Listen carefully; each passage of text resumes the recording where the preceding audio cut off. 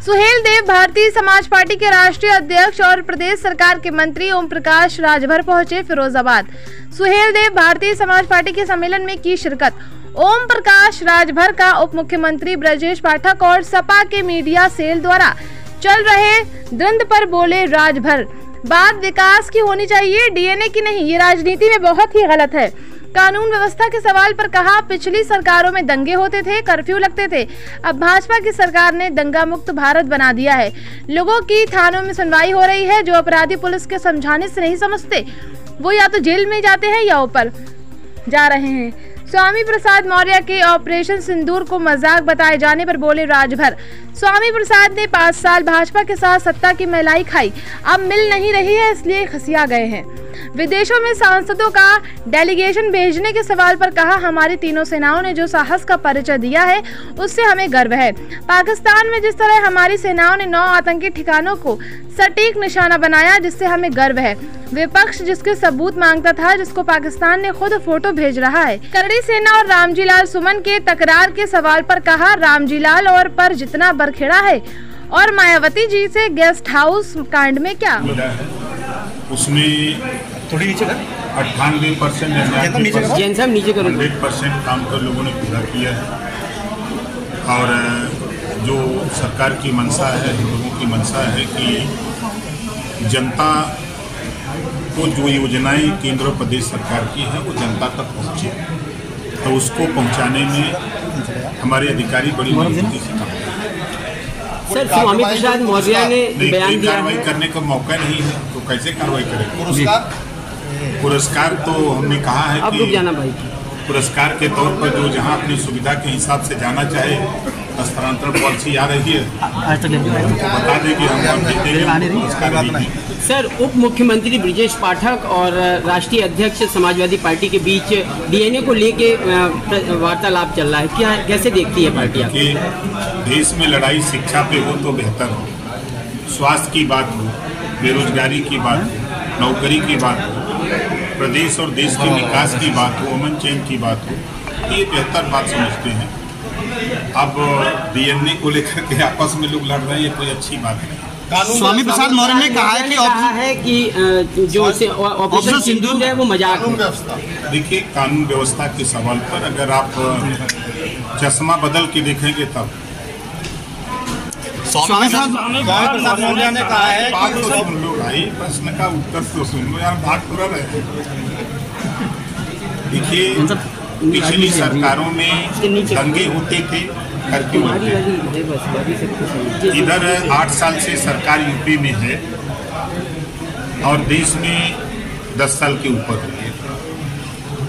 दंगे और कर्फ्यू पर विराम बड़े पैमाने और थाने पर अगर कोई बात आती है, कोई पीड़ित परिवार जाता तो उसका FIR होता है। अगर किन्हीं कारणों से उसका नहीं हो रहा है तो हम लोगों तक संज्ञान में बात आ रही है, उसको न्याय दिलाने का काम किया जाता है। और जहाँ तक आप उठा के देखेंगे कि अगर कहीं कोई घटना हो रही है तो पुलिस विभाग 24 घंटे के अंदर अपराध करने वाले को या तो जेल के अंदर, या तो जमीन के अंदर, या तो जमीन के ऊपर, तीन ही जगह मिल रही है। सर, स्वामी प्रसाद मौर्य जी का कहना है कि ऑपरेशन सिंदूर एक मजाक है क्योंकि बीजेपी और कांग्रेस का प्रतिनिधिमंडल विदेश जा रहा है। ये केवल राजनीतिक स्टंट है। देखिए, जब तक वो 5 साल मलाई खाए बीजेपी के साथ तब तक तो सब सही था। अब वो मलाई मिल नहीं रही है तो फिर उसी के चक्कर में परेशान है और कोई बात नहीं। ऑपरेशन सिंदूर के तहत 7 सर्वदलीय प्रतिनिधिमंडल प्रमुख देशों का दौरा करेंगे, जो आतंकवाद के खिलाफ हमारी सामूहिक प्रतिबद्धता को दर्शाता है। देखिए, पूरे देश को अपनी तीनों सेना पर गर्व है और जिस तरह का साहस का परिचय सेना ने दिया है उस पर हम सबको गर्व करना चाहिए। जो लोग अगर उस पर उंगली उठा रहे हैं तो अपने गिरबान में झांक के देखें कि जब उनकी सरकार थी तो वो क्या करते थे। और आज मोदी जी के नेतृत्व में सेना को छूट दे दिया, सेना ने अपनी मर्जी से ऑपरेशन सिंदूर चलाया और 100% सफल रहा। 9 आतंकवादी ठिकानों पर हमले हुए, जो खुद पाकिस्तान उसका फोटो भेज रहा था, जो कल तक हमारे विपक्ष के लोग फोटो मांगते थे, आज खुद पाकिस्तान वो फोटो उनको भेज रहा है कि देख लो भैया, फोटो मत मांगना नहीं तो कहीं और न अटैक हो जाए। सेना के अधिकारियों को लेकर नेताओं की बदजुबानी हो रही है, जाति को लेकर और उसको ये उनका बयान है, हम उसकी निंदा करते हैं। ऐसे नेताओं को ऐसा बयान नहीं देना चाहिए। सेना में वो सेना में भर्ती हुए वो हमारे देश के रक्षक हैं, देश की रक्षा करने के लिए हैं, ना वो किसी जाति धर्म के हैं। हम सब लोग मिलकर के, सभी जाति धर्म के लोगों ने मिलकर के देश की आज़ादी की लड़ाई को लड़ा है, तब आज़ादी मिली। करणी सेना और रामजी लाल सुमन उत्तर प्रदेश में बहुत बड़ा मुद्दा हो चुका है। कोई मुद्दा नहीं।